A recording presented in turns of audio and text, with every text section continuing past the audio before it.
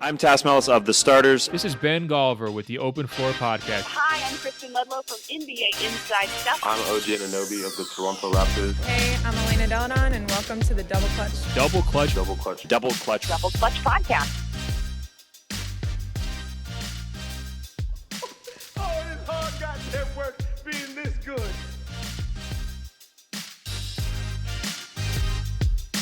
Welcome to the Double Clutch Basketball Movies podcast, the show that, despite a hugely crowded market, can firmly say it's the number one podcast in the world for British people talking about movies specific to the world of fictional basketball. Picture this. I'm driving along and I see a budget microphone on the side of the road, and like Billy Hoyle, I feel inclined to finally prove that white men can indeed podcast. I'm endlessly running up to the microphone and haplessly attempting podcast intros. So, like Billy, I need someone by my side to goad me. Nick Whitfield. Hello, Josh. Pleasure to be here, and particular pleasure to talk about one of my all-time favourite movies. It's one of your all-time favourite movies. We're going to get into that. We're going to get into your experience with the movie in a moment, and I, for one, cannot wait. Are you excited to execute a full-court press on this movie, and how much detail do you feel you can go into? Quite a lot of detail, and it's one of those ones where it's actually, I haven't watched it for a long time, and watching it again recently as a grown man has actually kind of changed the way I think about a lot of how this film works. So it's an interesting one to rewatch a movie that I haven't seen since I was, 14, 15 sort of age. Okay, so as is a pattern that will be created. Obviously, we've only done one episode of the podcast so far, but we might as well carry on in the same vein. Firstly, I'm going to take us through a comprehensive synopsis.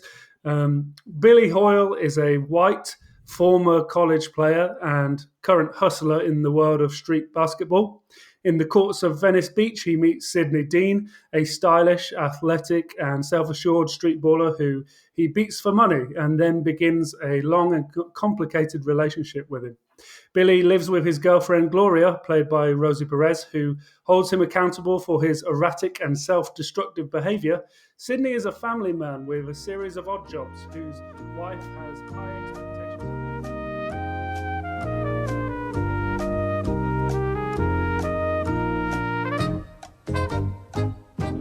Billy inexplicably sings a song to change Gloria's mind. We head to the court again as Sidney and Billy take on local legends The King and the Duck. To end the game, of course, Billy dunks it. They have gambled the money away in that game, and ultimately Gloria stays true to her word and leaves him. The mobsters track down Billy, and he essentially ends up going straight as a reaction to it.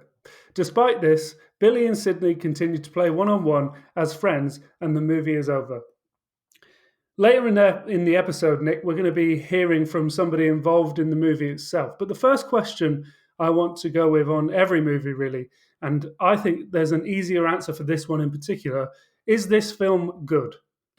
Absolutely. I think it's good on a number of levels as well. I think it's good even if you'd never watched a game of basketball. You could watch this movie, enjoy it because of the bravado, the trash talk, the narrative is decent enough to follow along. But it takes on a different significance, I think, if you're a basketball junkie like you or me, for example, where it's a perfect mesh of 90s culture or late 80s, early 90s culture all coming together through the music, through fashion, through sport, all in one place. And this movie is a perfect representation of that. And so you just mentioned about how it's great in so many ways, and it's especially good if you are a basketball junkie. So while we're there, can you take me through your first experience watching White Men Can't Jump and how your relationship with it has developed over time? Sure. So I think I must have been maybe 12, 13, 14 in that sort of age bracket when I first saw it. I was round a mate's house, and we were both hardcore getting into basketball to the point where it wasn't any longer just a sort of thing, a sport we played occasionally, but a real sort of passion that takes over your life. So having a movie like this that I hadn't seen before that seemed to so perfectly represent the the other things that I was seeing about basketball, be it the hip hop influences or the trainers or the sort of trash talking culture, that seemed like such a perfect blend of everything. And I mentioned earlier that I think my relationship with this film has changed a little bit. Rewatching it as an adult, I realized that some of the central messages away from basketball had been totally lost on me up until that point. So things like where, and I'm going to skip to the end of the movie, where Gloria actually leaves Billy and he kind of has to learn that lesson that some things in his life are bigger than basketball, or he can't sort of have everything his own way, that sort of stuff. I realized that as a kid when I watched it, I kind of completely drowned that out just through wanting to watch the basketball scenes. So it was actually really funny watching it back this time.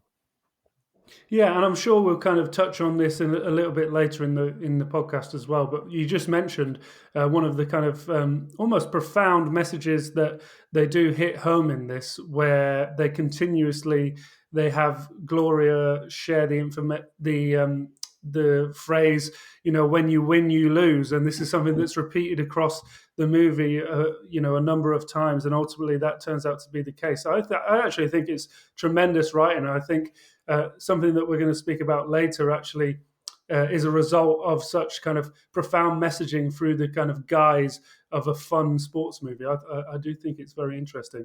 But to go back to your initial experience, you said that you and your friend were kind of hardcore into basketball at that point. As a white boy then and a white man now, do you feel as though throughout your playing years you have disproved the title in any way due to your athletic endeavors?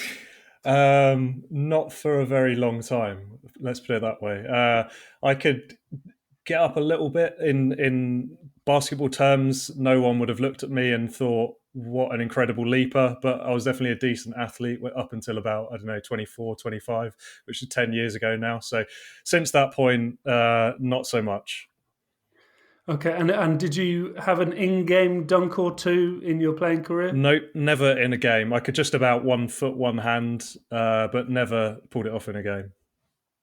Yeah, I've literally dunked twice, and they were both in my back garden. Nice. When I was a late teenager. Never in-game, and I kind of had much kind of far superior athletes around me when I would go to maybe a scrimmage or a practice. So I was always kind of, what's the point in trying to kind of graze it in when people are doing kind of off the backboard alley-oops to themselves? It makes no sense. But when I was younger, I remember just being very aware of the movie. As I've mentioned before, I grew up in a basketball family where my parents played regularly, and they were as involved in the culture of the game as you can be without regular internet access in the United Kingdom back then. So I knew of the movie, and I just remember always being confused by the angle of the title, to be honest. It may have been the first time I really even thought about the concept of race as a child. Do you have any thoughts on the power of the title, Nick? That's an interesting question, and I haven't really thought about it until, and I think because I was, as I mentioned, I was already like a big NBA junkie coming into watching this movie. So you're kind of very aware anyway, as a white person, that it's a predominantly black sport in terms of participation at the elite level. So I don't think it really struck me as something weird or that. And also, I listened to a lot of hip hop already by the time I was 12, 13 sort of age. And so things like race relations in the US in particular, for example, were not necessarily a surprise to me coming to this movie. So maybe I was coming to it through unusual circumstances for someone from the UK, but I don't think I don't remember it ever really striking me as something unusual, shall we say. Yeah, I mean, I believe you might have a couple of years on me. What age are you again, Nick? I am 35 years old. Okay, so you got 5 years on me. So me I and think LeBron are very similar in most ways, including age. Yeah, and overall kind of versatility Yeah, on court. absolutely. So I hear. So just to go back to kind of what I was about to mention is that it's a heavy way to dive into the podcast. But as I said, I wasn't necessarily in tune with anything. Like I wasn't listening to hip hop at that point. I would have been way younger than that. So I'd heard the title long before I actually saw the movie and did kind of start to kind of have a wider scope on world culture.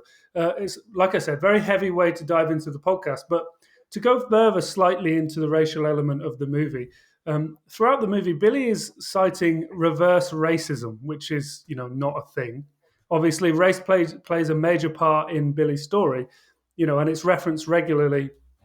And, it's a story about primarily black culture directed by a white man. When you rewatched it at this current age, did you have any thoughts on that side of things? Yeah, and actually, one of the strangest things rewatching it actually happened right at the start of the movie. And this is quite a hot take, but it struck me that, so one of the opening scenes is we see Woody Harrelson, Billy Hoyle, he's sort of walking the boardwalk of Venice Beach. He comes across the Venice Beach Boys. He gives them some money. And what he does next is he puts his basketball down on the court and he falls asleep.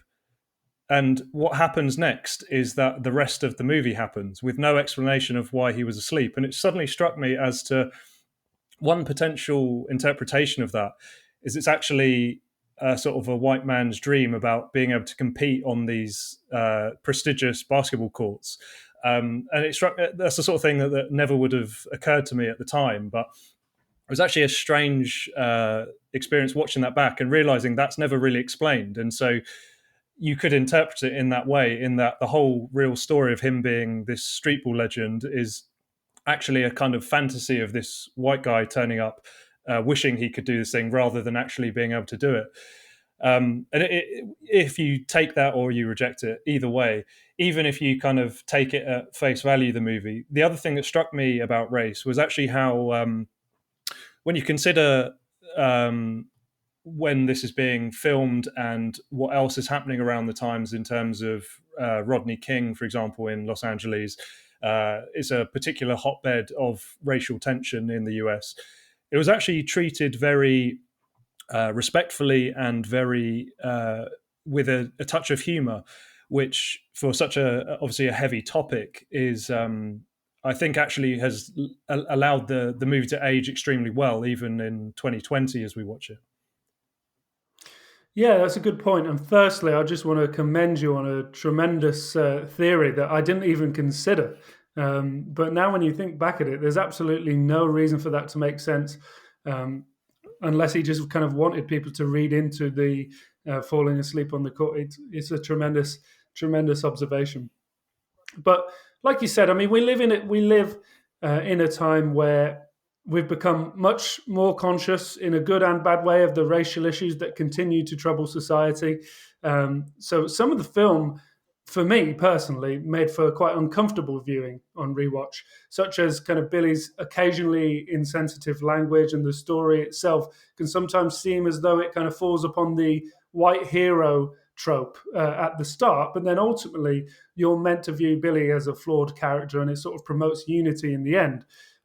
But as you say, I think that the way it does confront it without kind of being overly melodramatic and actually with, like you said, with a sense of humor is really quite admirable. So I completely agree. But do you think that there were parts that kind of made you feel uncomfortable at times, at least? Yeah, for sure. And even beyond race, there's a couple of things in this movie you still notice that I don't think would be done in the same way, in terms of there's homophobic insults being thrown out on the court, for example, which obviously I'm sure happens around the world in real life to this day, but it's just in a movie aimed at the general public. I'm not sure that language would be used anymore. Also, just in terms of, it's a strange one for the depiction of women, in terms of there's strong characters such as Gloria, for example, or Sidney Dean's wife, but there's still examples of during the tournament at the end, for example, there's still women in bikinis holding up the scores, for example. So it's very dated in certain ways.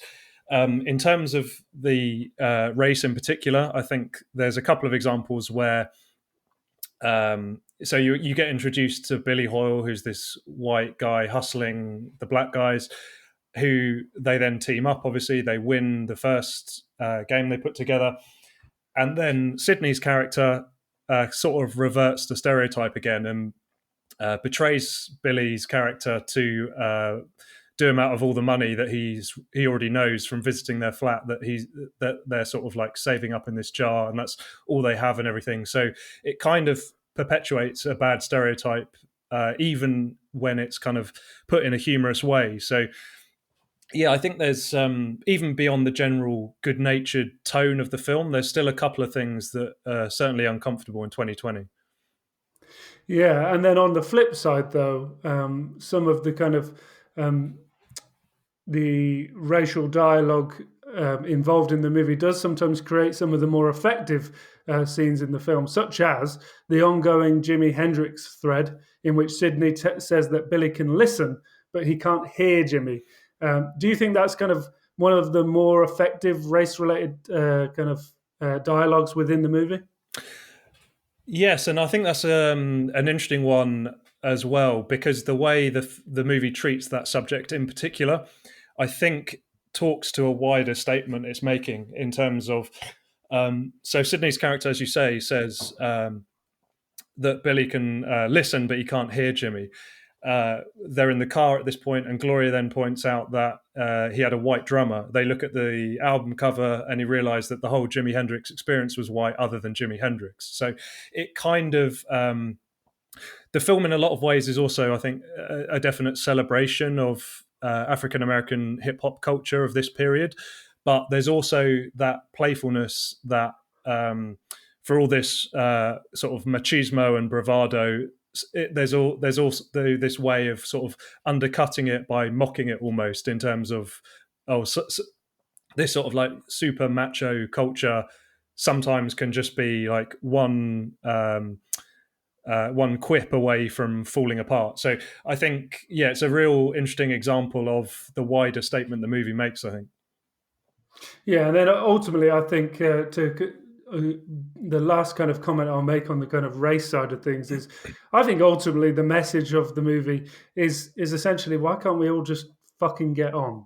Which is obviously, life isn't that simple, but I think ultimately that's the message and the feeling I got from the film when I rewatched it. Yeah, no, I completely agree. And that's, I think, I was talking about what else was going on at this time, and for example, Denzel Washington was in line to play Sidney Dean, but instead he was filming Malcolm X. So there's a lot more sort of serious discussions of race relations in media at this time.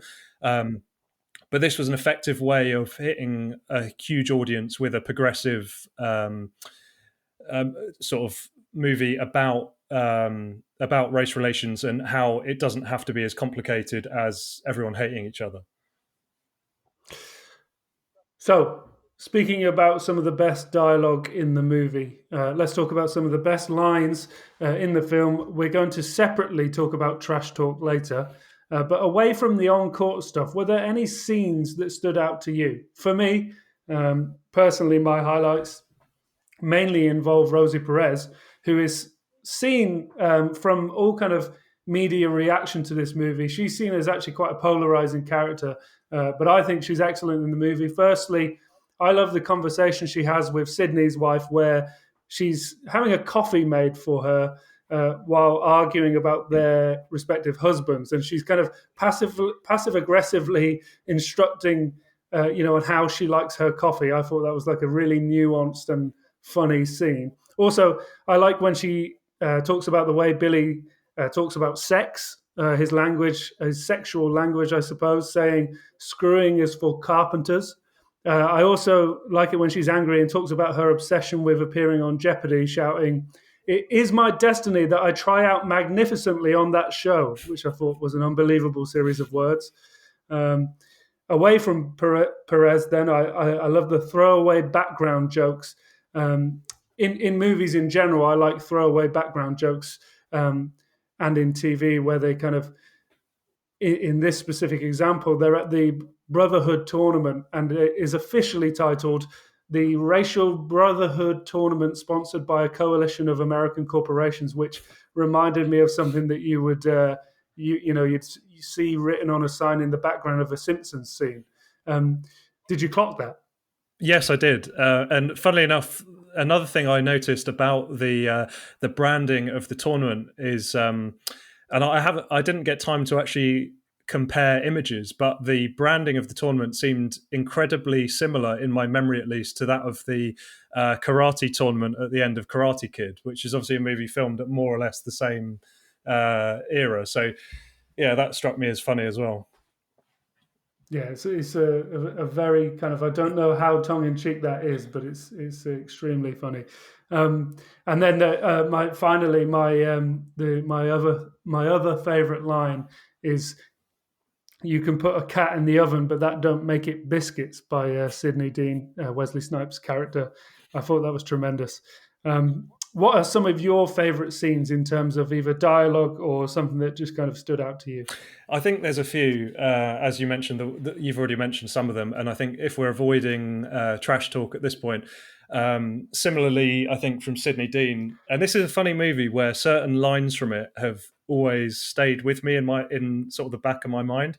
And I'll occasionally bring one into conversation and then suddenly realize no one I'm talking to has ever seen the movie or have any idea what I'm talking about. Things like, similar to the example you gave, for example, Sidney Dean says, the sun even shines on a dog's ass someday, which is kind of a really nice visual example of like anyone can get lucky sort of thing. Also the scene with the mob guys at the end when Woody's finally able to pay them off, which him and Gloria have been running from them the whole movie. And it kind of goes back to what we talked about with race as well, where it kind of, you find out at the end that they kind of weren't that bad anyway. And because they sort of, they take a Polaroid of him pretending to be dead just so they can tell people and keep up this image of how like tough they are and everything. So it kind of, again, creates this mockery of something that was previously thought of as being really serious. And that's a recurring theme about kind of everything happening in the movie.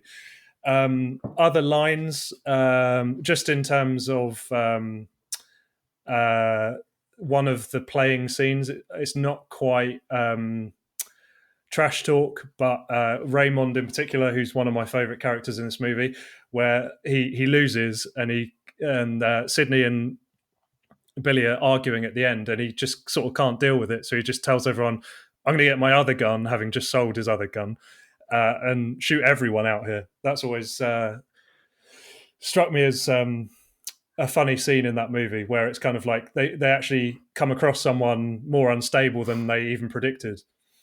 Yeah, and the scene where he goes into the shop is amazing, where it's kind of the shop owner is kind of treating him like he's some kind of foolish child, where he's got a balaclava over his head and pointing a gun in his direction, and he recognizes him immediately and makes a knob out of him, basically. Another thing that really shocked me out of one of the scenes when I rewatched it was that there was an unbelievably graphic sex scene between Harrelson and Perez. That was kind of bordering on softcore pornography, wasn't it? Yeah, and it's funny actually, going back to when I first saw this movie, that was, I couldn't believe what I was watching at that age, for one thing. And then watching it back now, it's kind of like, yeah, it still stands with you how it kind of seems a little bit out of touch with the rest of the movie. Just not necessarily in terms of, because it does help create this feeling of a bond between the two characters, but just for like how movies treated sex during this period, and they would a lot of times go really lightly with anything to do with sex, just so they could play the age ratings better in the movie theaters, so you can obviously get more people to go. Yeah, I agree. It really stands out as quite explicit for the time period, and yeah, stood out in terms of tone for sure. And I think it also shows an example of their passionate roller coaster of a relationship. If they're not screaming at each other, if they're not teaming up together to kind of trick people, then they are they're clearly having insanely passionate sex, which shocks the eyes of a young Nick Whitfield. One of the things for me that was, would have been lost in translation to a British audience is, of course, her fascination with the quiz show Jeopardy, which isn't a major show in the UK to UK audiences. Did you know about the show before you watched White Men Can't Jump? And also, I thought it was a great touch that she stumbled over the sports questions at the end when she eventually appeared on the show. But what are your thoughts on the film's relationship with Jeopardy, and did you know it before? No, that was probably, as a kid when I first watched it, that was definitely my least favourite scene, just because I'd been watching all these basketball games, and that was kind of like why I was there in the first place. And this random Jeopardy scene at the time, I remember just feeling so unnecessary. I never heard of that game show before. As a young British person, I had no idea if they've even just made it up for the movie or if it was a real show. I mentioned like a lot of lines from the movie has stuck with me. Weirdly, a lot of the Jeopardy lines stuck in my head, like what is a quail? What is a quince? What is Mount Suvius, which she mispronounces, which should be Mount Vesuvius, that sort of thing. I don't know why all of those things are just etched into my memory. So whilst, when your mother walked in and saw the sex scene on, she just happened to walk in at that exact moment, you could then say, no, keep watching because I'm clearly learning from this movie. Absolutely. Educational in all ways, this movie. So finally on Perez, she's a very attractive woman and, she's hopelessly in love with Billy. Now, you won't have as much of a passionate take on this because, we've met each other. We've gone for dinner, Nick, so we know each other. Do you think that there has ever been a movie in cinematic history that has done more for men, such as myself, with receding hairlines? You've put me on the spot here. I'm trying to think. Bruce Willis must have at least one. Yeah, I mean, Die Hard is a pretty big one, isn't it? I mean, depends how you feel about Jason Statham as well. I think Statham is an anomaly. See, the hilarious thing is, you see, one of the most consistently promoted kind of clickbaity articles that's as well as like, you wouldn't believe how fat this person has got. That's always one that you'll see at the bottom of an article. But the other one is, guys losing their hair but still hot or whatever. And I'm not going to lie to you. I'm an aspirational bloke. I've clicked on a few of these, Nick, and it's always the same three. It's hilarious. It's like trying to kind of fill receding men with hope by showing examples of literally kind of Greek gods like Jason Statham, Jude Law, and Bruce Willis, and most of these like Barry from Rotherham, who weighs like 9 stone, isn't going to relate to that. But I think when you look at Woody Harrelson in this movie, I think he should be held up as an icon, really, for his life, his athletic endeavours, and specifically rocking the receding hairline with style.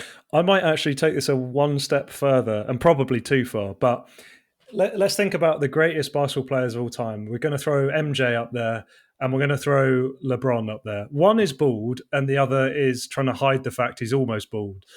I think there may be an inverse relationship between hair and basketball ability. Is that why I am a walking bucket?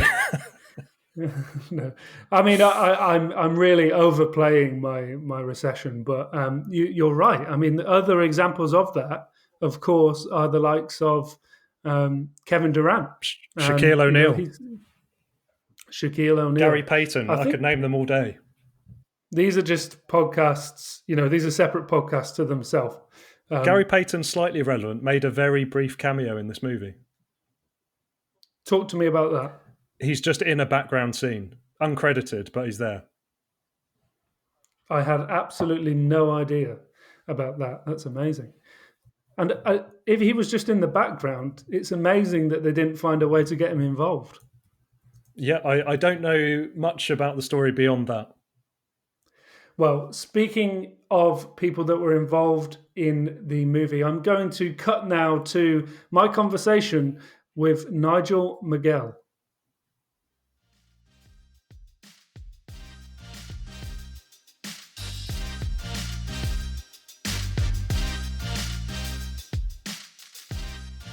Nigel, in the previous episode, we went through your experience in Space Jam. So, in your acting career, you've been involved with a multitude of basketball movies, one of which was the classic White Men Can't Jump. Could you take us through your experience and how you became involved in White Men Can't Jump, in which you played Dwight the Flight McGee? Well, the interesting thing about that film was that Ron Shelton, the director, who's done numerous films, sport films like Tin Cup, and wow, I'm kind of drawing a blank, but he's done some other major projects of film projects, sport film projects as well. He was a member of the Hollywood Y. And around that time, you could run into anybody at that YMCA. So I was a member there, and the buzz was going around that Ron was casting his new project, White Men Can't Jump. So, when everybody first heard the name, they kind of like, it's kind of funny and interesting. Not too politically correct, but, that's something that around the playgrounds that was always said. So there was a group of actors that used to play pickup ball at about 2:00 each every day, and I knew those guys, so I just started hanging around there, and that's actually how I got cast in the part, or how I got to meet Ron Shelton. In terms of the people who would come into the Y, who are some of the names that maybe would appear and start to maybe play some pick-up basketball at the Y from time to time? Well, at that time, Arsenio Hall was sort of like the big name because he had his show, the Arsenio Hall show. But other guys that would come in, Denzel Washington, Wesley Snipes, Woody Harrelson, Dwayne Martin, Silk Cozart. Those were the names that sort of jumped out at me at that point. A lot of stand-up comedians. You had some rappers, but Prince even came by there once. He wasn't a regular, but came by there once to play, and that was sort of like a big deal. Wow, yeah, that's a really big deal. I mean, what was Prince's jumper like? Actually, Prince could play. He was a high school ball player, but his size didn't allow him to go any further, and plus, that whole music thing kind of got in the way of his basketball career. Well, that sort of worked out quite well for him, I believe. So you could kind of gauge the guy's ability on the court before White Men Can't Jump kind of already started then, I imagine. But the playing ability of Wesley and Woody has been widely discussed in relation to the film. We know they're obviously tremendously gifted individuals on screen, but how did that translate onto the court? Well, if you're just talking pure basketball, the better pure basketball player was Woody. But the better overall athlete was Wesley. So while Woody was familiar and he was actually a basketball player, I think Wesley adapted a little bit, some of his other athletic prowess and brought him to the basketball court. I would say, though, if you're talking about pure basketball player, Woody was the better basketball player. Okay, and then do you think Wesley's athleticism is almost what kind of it made it easier to translate and kind of make him look like a basketball player on screen because he did just naturally look like he kind of had that athletic gift? Yeah, no question. I think between his athleticism and his, how can I say it? He's a showman. He's charismatic and he kind of takes command of whatever he does.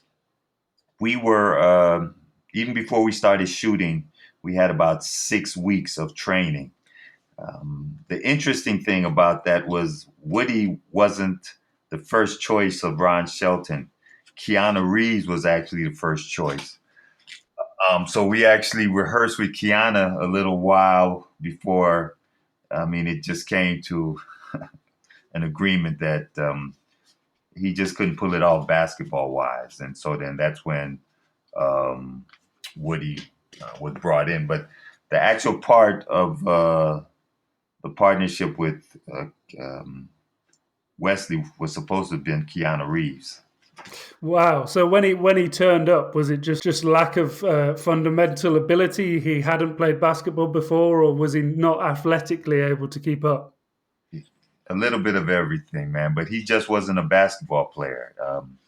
There's a certain flow and a certain rhythm to playing ball that if you don't play it, you can't just learn it, especially to be in a movie and to make it look like you're a natural. So that just didn't work. Yeah, so much of it is kind of muscle memory in the game, isn't it? Exactly. And Woody and Wesley, they had done a few projects before with each other, so they had a natural bond anyway. At the end of the day, Ron made the right choice. For sure. Yeah. For sure. And the movie, I believe, that slipped your mind before would have been Bull Durham, Yes. another classic sports movie that he's involved with. Yeah, exactly. So in cinema, for me, it's difficult to execute a realistic on-court experience, a choreographed basketball experience. So how do you rate the way in which they made the game of basketball actually look in the movie? Well, it comes from a lot of rehearsing. Like I told you, we did about 6 weeks of rehearsing before, and Ron Shelton actually shot the scenes in a very interesting way. He kind of just let it go. He would give us the specifics, but he kind of just let it go. And he had about 4 or 5 cameras set up catching different angles. And after you do that wide shot, then he'd go in close to get specifics. And that's where the choreographing of, the ball playing, because he would say, I want a specific steal or a block or a shot. So that's where what I call Hollywood ball playing comes in. And you give it all you have, but you kind of let the guy do his thing as well. So they found a nice mix between actual authentic basketball footage and then the insert steal, etc. Do you have any other notable stories from the set, on court or off court? Well, on court it was very competitive because you have all these guys around, and it's a lot of smack talking and a lot of betting going on, and just everybody wants to prove who's the best. Off the court, that was sort of like the hot movie or the hot project in Hollywood at that time. So there were a lot of, parties and, hanging out. Woody used to throw a party up at his Malibu ranch or Malibu home. That was, quite the experience. And the who's who of LA showed up there for those parties. So that competitive nature of the story itself in the film kind of seeped out into the actual production, then, you believe? Oh, of course. And I believe that Ron, being a former athlete, allowed that to go on. So there'd be times where, you'd hold up shooting for a couple minutes because a couple of the players are betting on who makes this shot or who misses this shot. And, then Woody actually took it to the point where he'd say, okay,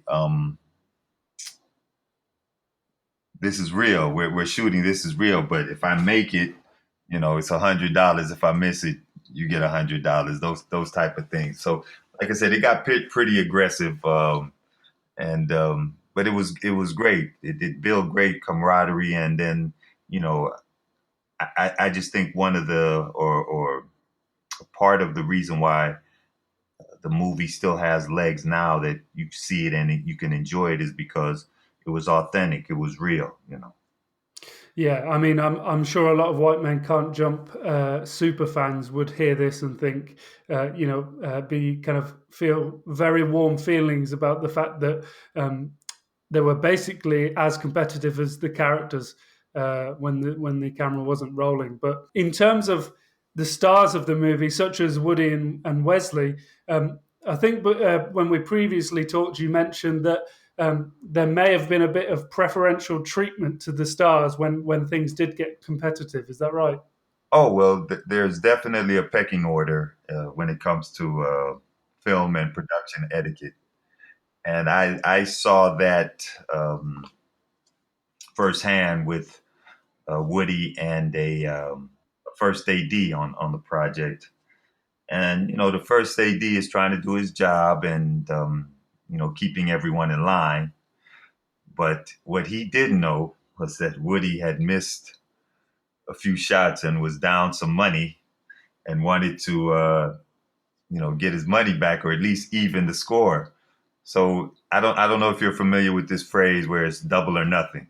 Yes, of course. Yeah. Okay, so double or nothing had gone for about 3 or 4 shots, and Woody had missed.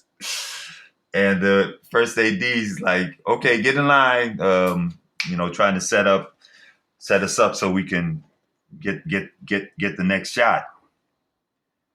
And Woody was like, no,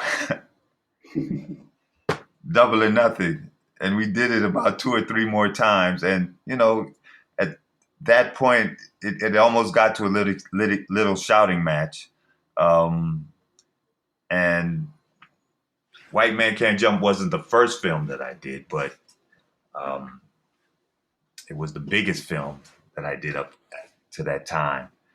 And it was just interesting watching,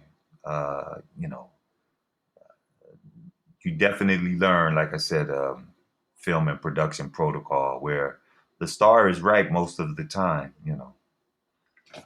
That makes sense. That's where the money is. Your role actually involved a lot of back and forth with Woody's character, who was getting in the zone, trading insults with characters. Did you enjoy being involved in that sort of dialogue or that sort of scene? Oh yeah, it was great because, like I said, at the end of the day, you're acting, but those guys bring out the best in you. I mean, the reality was I was brought onto that project because of my basketball playing. Like I had done a few projects before, but that was my, I would say, second or third time really being in some scenes with some notable actors. So, they put you to the test when it was dialogue or going back and forth, like you said, with the characters. And it was my chance to make them feel bad and look bad when we were playing ball. But one thing they would always say is that the script determines who the best player is. And obviously they won, so they got the last laugh on that. It was quite the cultural phenomenon, the film. So did you feel the popularity of the film after it was released? Well, I will tell you this much. I always thought we had something special when we were shooting it because I believe that it was at the height of Woody's television career because they were just finishing, what was the show that he was on? Cheers. They were just finishing Cheers, and he was sort of coming into his film persona as a up and coming star, making that transition. Wesley, on the other hand, was more of a movie star, if you can call him, or he was just blossoming into that action hero star. And like I said, we shot around LA. There was always a buzz about that, so we felt we had something that was popular, that would be good. Now, the fact that it became this iconic project, no, we didn't know that was going to happen. But you could feel the buzz because after it released, everybody was talking about White Man Can't Jump, and it wasn't only in LA. It was all around. It certainly was, and that's why it reached a young boy in the UK who now wants to talk about it all these years later. When was the last time that you saw something, maybe within the culture, and you thought, you know what, that was inspired by White Man Can't Jump? Oh my gosh, all the time. I can't tell you. I mean, it doesn't happen as much now as it used to happen a few years back. But traveling through the airport and or people would be on Facebook and just say that line that Dwayne Martin and I had when we were saying, "Oh, this is too easy. It's too easy." You know, people would run up to me, kids would run up to me saying that. We travel. You know, I'd actually be in different parts of the world working on projects or just kind of hanging out, and people would come up to me talking about White Man Can't Jump. The most impressive experience that I had was in South Africa and in France. And the one in France, these little French kids were quoting lines from White Man Can't Jump to me. And I was walking down the street, and about 4 or 5 little kids came running up to me, calling me Dwight the Flight. Then in South Africa, I was going through the mall in Johannesburg, and people were coming up to me asking me about the movie, calling me Dwight the Flight, you know. So at that point, I was, you know, that was a touching experience to see that the effect that you know this film could have, or my character had, you know. So those are priceless experiences, and those are things that you know you can't put a value on that. So I cherish that, and especially as I get older, I take those memories and sack them away. And you know, sometimes when you're feeling a little down or something, a memory like that will pop up, and it brings your spirits up. Long live White Man Can't Jump.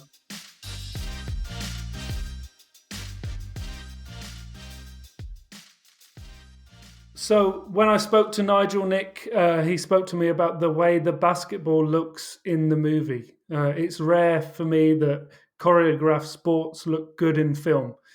How did you feel about the way basketball is presented and the way the sport itself looks in this movie? I think that was one of the biggest successes of the movie. And it's interesting as well, taking quite, with the raw material they had, Woody Harrelson was a semi-decent player, but Wesley Snipes had barely ever touched a basketball. And if you watch the movie with that knowledge, you can kind of see that with Snipes in that he looks like a good athlete, but the way he dribbles a basketball in particular is very unorthodox. And I think anyone who's played basketball at any level has played with those guys who are a bit awkward. They're not really, the technique is a bit off, but they're still good. And I think it actually almost helps Snipes' character in this, because he kind of has that distinctive style that isn't just like, his jumper doesn't look like Klay Thompson's. It's not out of the textbook.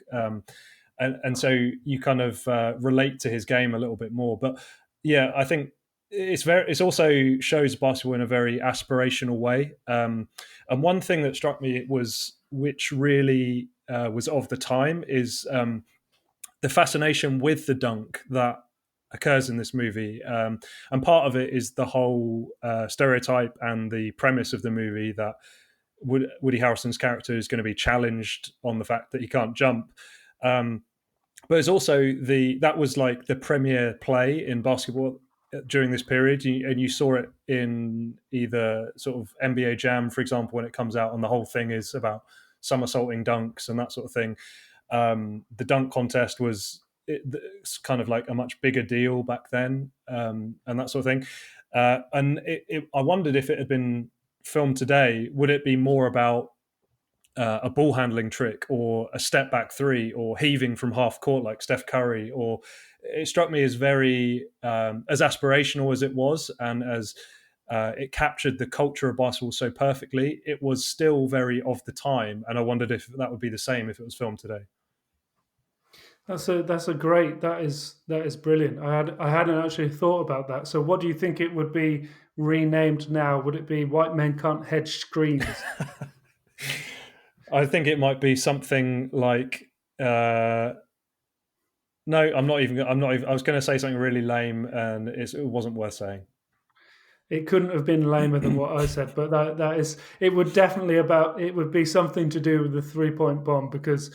And we have the likes of Steph Curry and 1,000 Europeans to thank for that. So I think it paints an effective picture of Los Angeles, namely Venice Beach and the surrounding areas. Something else I spoke to Nigel about was his involvement in the trash talk with Billy. It was filmed during the peak of your mama jokes in pop culture. Take me through the best trash talk in your opinion. Well, I'm going back to ones that have stuck in my mind, and some of the funny ones, or ones I found funny even watching it again, were the ones that don't quite work. So one line I still occasionally put into conversation just to confuse people is your mama's an astronaut, which was just a kind of play on an earlier conversation, but adding your mama to it for no apparent reason. So I think that was actually that's my most memorable and one that stuck in my mind, even though it kind of wasn't on the same level as some of the like linguistic playing about when they're going back and forth, the yo mamas about the I saw your mama walking, kicking a can down the street. I said, "What are you doing?" And she said, "Moving," that sort of thing. Yeah, I mean, I agree with you. It's the ones that don't necessarily make all that much sense immediately are the best. I enjoyed Go Back to SeaWorld, followed by a kiss on the cheek. The Mama as an astronaut one really sticks with you, like you said, just because of the absurdity of it all, really. And then actually, away from the kind of more straightforward your mama jokes, I actually think, despite that creative language around the insults, I think the greatest trash talk in the movie is actually Billy's talk of luck in the first playground scene, where he's kind of sarcastically accepting inferiority. Because I don't know about you, from my experience playing basketball, there's nothing more irritating than when somebody does that. Do you get what I mean?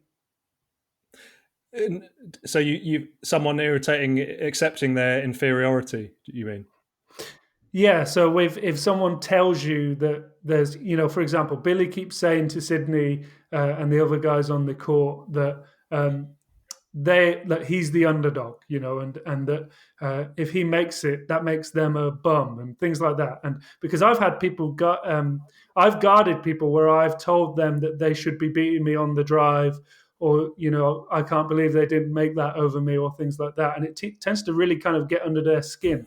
So for me, that was some trash talk that really worked, and it was actually Billy going in the opposite direction altogether. Yeah, and I think it really works in that scene because they play, like he's only asked to play, for example, because he's sat there, obviously dressed to play, but they're playing on his race and his presumed inferiority at playing basketball the whole time. So by adopting that and sort of championing it, he kind of kills it and exposes it for how absurd it is in the first place. Yeah. He's the goofball doing the stretches on the side of the court when they first meet him, and then he just basically owns that whole idea. And I guess that's the whole concept of hustling summed up. But let's talk about something you've already mentioned, and that's the random mob thread in the middle of the movie. It adds drama. There's an obligatory 90s mob story in the shape of the Stushy brothers, who he owes money to because of a game he didn't throw back in high school. So did the movie need that story, in your opinion? It's interesting you asked that, because that was actually something that crept into my mind as I was watching it this time, in terms of it strikes me as a movie that was made to celebrate basketball, and everything around that was a little bit peripheral, and it all worked, but the movie would have still functioned without it, for sure. And I think the one narrative function it does serve is So you talked about the reasons behind why he owes money and that sort of thing, and it was because he refused to throw a game, which you find out is because the guy in the game started trash talking him, saying, so I can't remember the exact words, but it's something like he was a honky and he couldn't score. So he had to prove that he could score, and that's a kind of recurring theme about his character flaw, about how stubborn he is and how he can't back down from a challenge and that sort of thing. So I think the one thing it really did do is show that this character flaw we see in the movie isn't something new for this character. It's plagued him throughout his life and has essentially caused the drama that they're running from in the first place.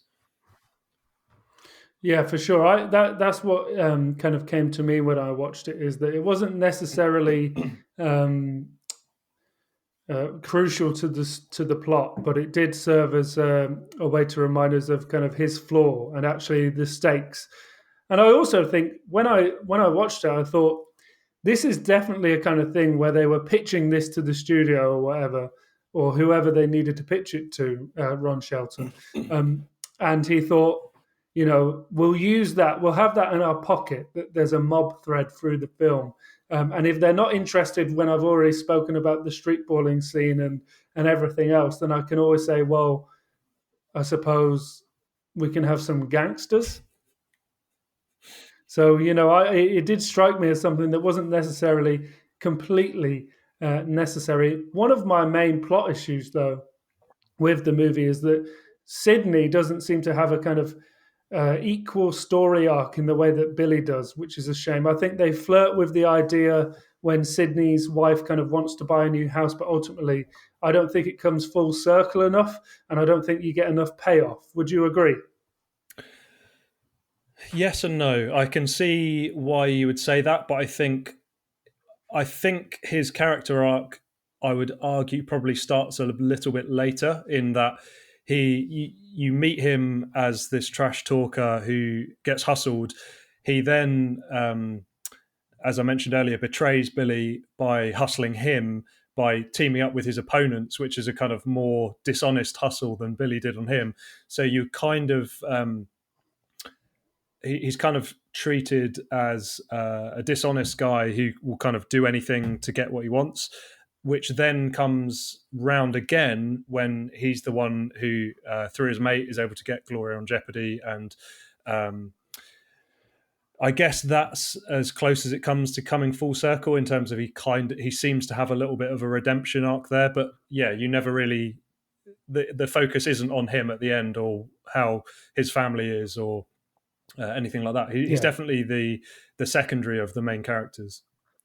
Yeah, it's the strange thing, I think, is that it's Billy's movie, but if you're going to kind of flirt with the idea of a narrative around their family prospering, it just feels like either leave that one out and let it just be Billy's movie, or eventually come back. But that really is kind of nitpicking.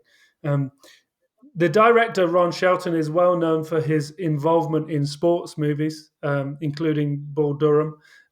But he dipped twice into the basketball world with White Men Can't Jump and Blue Chips, in which he was involved.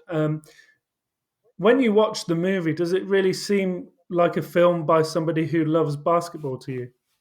Absolutely. And I think that is shown, I think, in what we already talked about with the basketball scenes and how faithfully they're created.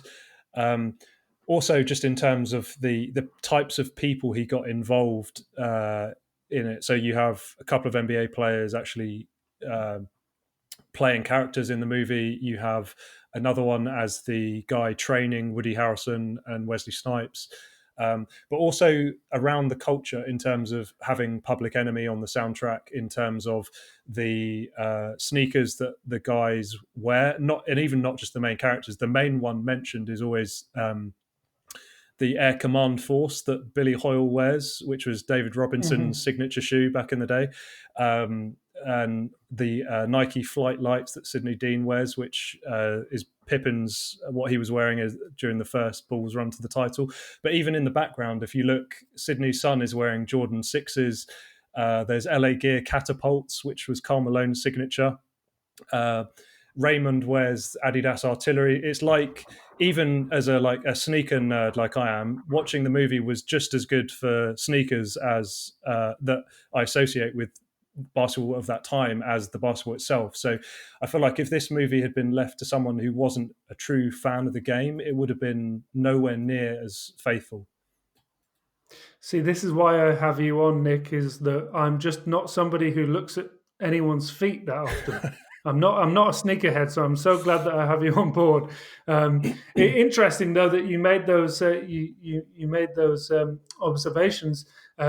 Billy wearing David Robinson's shoes really goes against the whole kind of wear for your position kind of idea, doesn't it? Yeah, for sure. I think this was the time period where they were making that discovery that's now a trope, that big men apparently don't sell shoes. So I think it's more. It feels more that way looking back than it did at the time. I'm going to just move to. You've just dropped some pretty good trivia at my feet, but moving to kind of a random trivia section. There were a couple of mentions of JFK in this.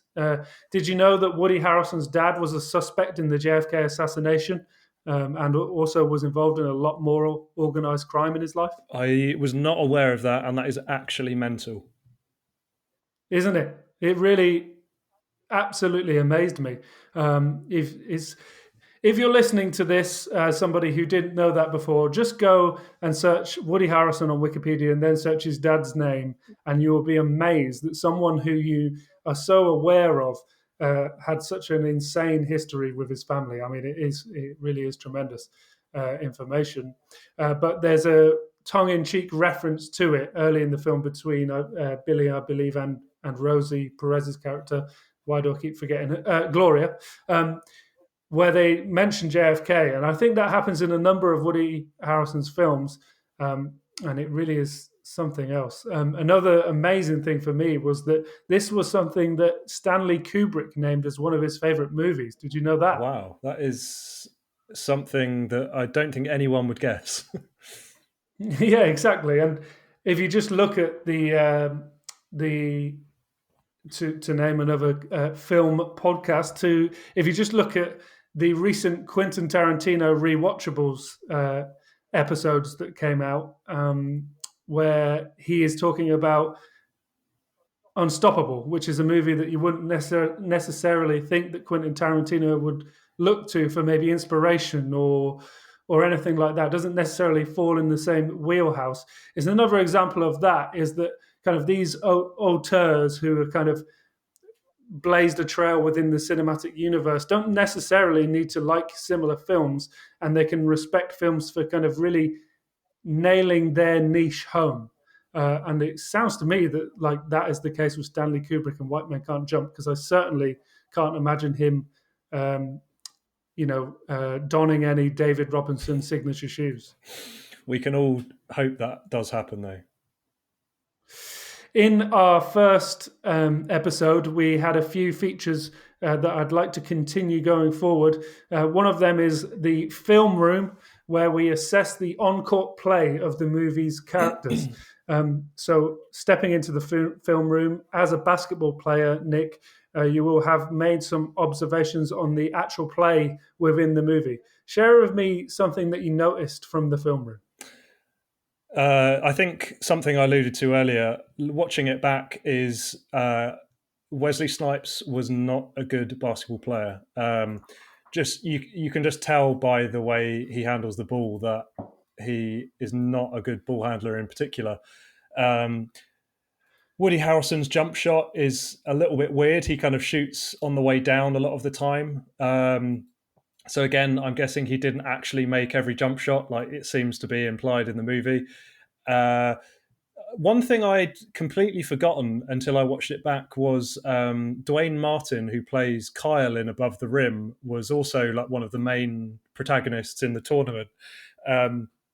And going on that strand, I kind of looked him up, and I had no idea that he was actually drafted by the Knicks in 1989 as a undrafted free agent. He never actually played, but yeah, he any podcast at all, even about movies, I can get the Knicks in there, believe me.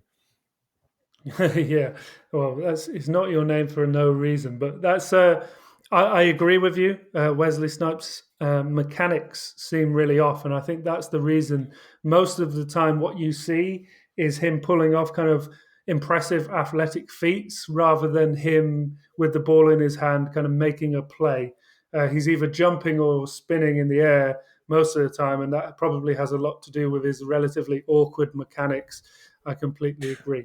Moving to the highlight play, it would be easy to say that the final dunk is the highlight play of the movie. But is there another contender for you as far as you're concerned?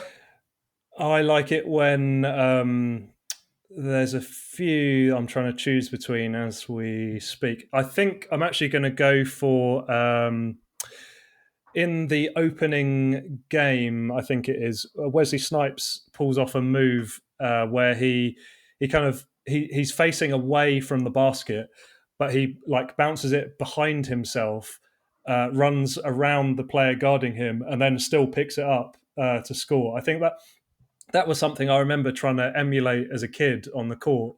And I don't remember ever trying to emulate anything else from this movie. So that's probably my pick. That's a really good one. That's kind of, it had a bit of a Harlem Globetrotters vibe to it, didn't it? Yeah. What else?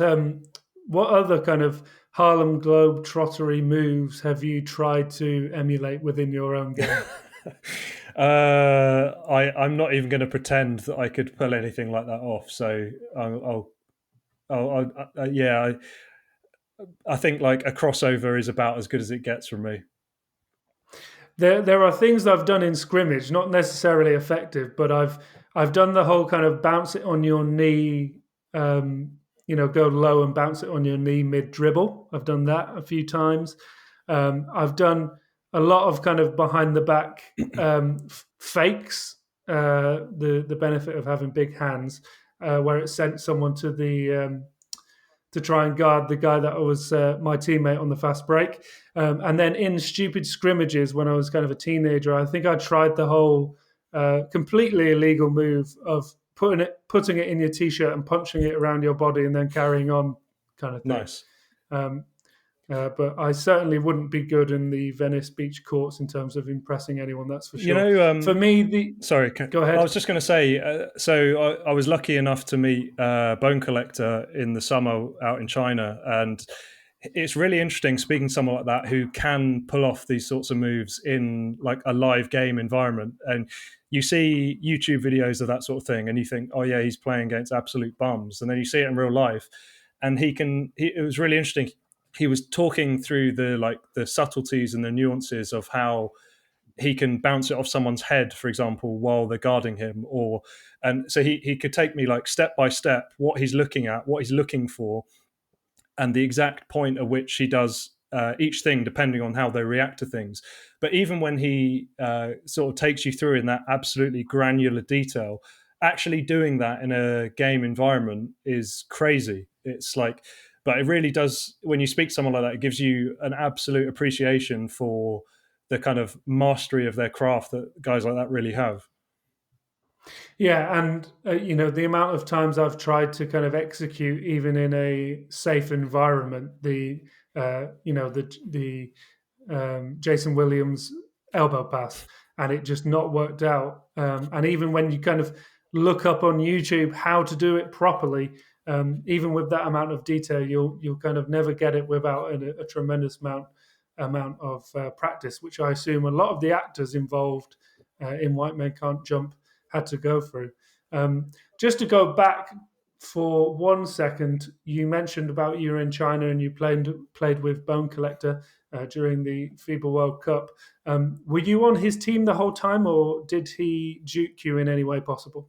No, I got to play against him quite a lot as well. And one of the things I don't think even comes across on his videos is he's got the craziest hesitation dribble I've ever seen. And it's like the timing, it's the combination of the timing he has, what I was talking about before with he's an absolute genius at understanding the subtle cues a defender gives off as to like either what they're looking at, where their feet are, where their balance is, all that sort of thing. And so trying to guard him like he's a decent shooter as well, obviously. But his hesitation dribble, like I never got a chance of like trying to defend that, just because his first step is so quick and he covers so much ground, but his timing of it as well is just like not like anything I've ever seen. It's crazy. Yeah, I have a theory about guarding insanely quick and tricky guys. Is that unless you're at the same pace as them, unless you're physically able to match them, sometimes being in between defensively is actually worse than being a terrible, slow, unathletic defender, because then you don't even have the time to react to their initial hesitation or whatever. So you just end up being there, and being hard to get around. Whereas if you're someone like me who's incredibly middling defender who just about can react to whatever trick they're trying to do, but not necessarily get there, you're actually in a worse state. But we're going into the basketball weeds now. But speaking of on-court play, for me, and I imagine maybe for you, it has to be a unanimous vote for Billy, really, doesn't it? How would you describe his playing style, and is he definitely your MVP? I think he is. I have I think Billy's. I'm going to take you on my hot take first. My hot take MVP is Raymond. If you rewatch the game where he loses, his teammate is absolute trash, and they have one possession where he hits Raymond in the post. Raymond gives it back to him, and bearing in mind Raymond has a foot height advantage over Sidney Dean.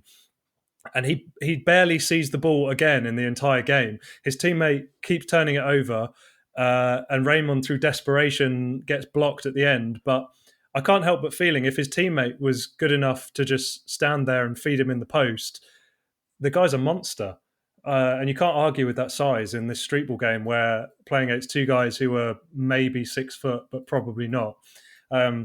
So that's my hot take answer.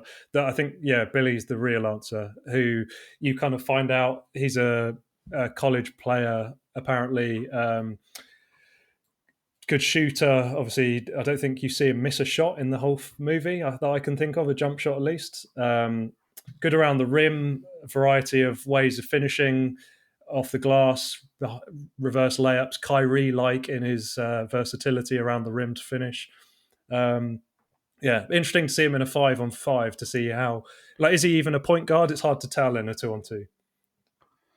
It certainly is. And you just mentioned in terms of worst on-court player, you mentioned that it may be Raymond's Raymond's teammate within that game. And that's actually who I had down. Quite ineffective, bad foot speed, definitely kind of an imbalance in their team there. But what about off court? What about the worst performance in terms of acting?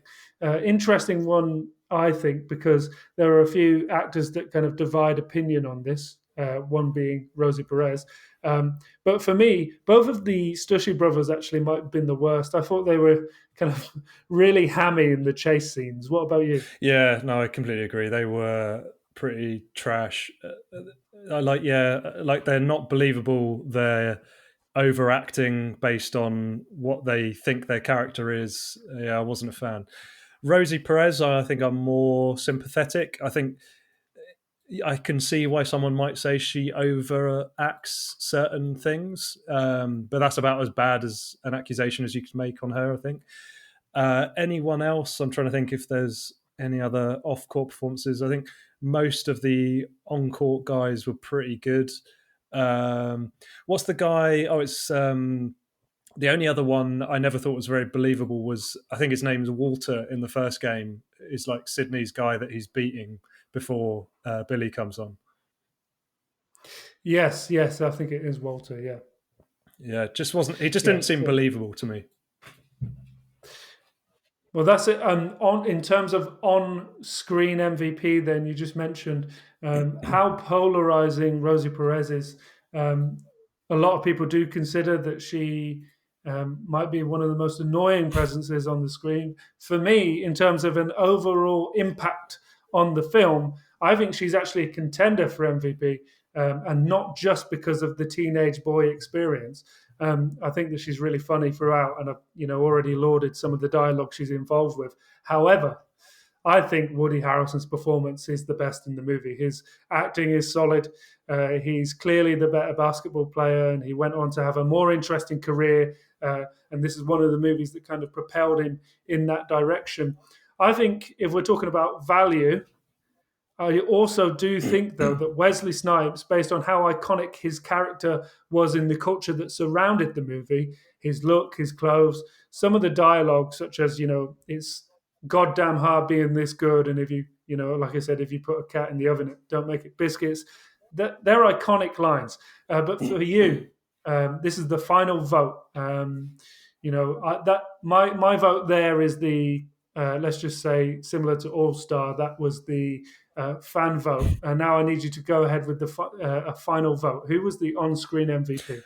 For me, it is Wesley Snipes, and I think and I'll explain why. I think I've kind of slated his basketball ability a little bit, maybe even too much in this podcast, but his he can get away with it because he plays the character and what that character represents so perfectly that he essentially creates the world in which this movie exists. Because I think without him, Woody Harrelson can't play off it, and as we talked about earlier, sort of play up to his perceived inferiority or anything like that. For me, when I think about this movie, the first character I think of is Sidney Dean, and so I think Snipes is the MVP for me.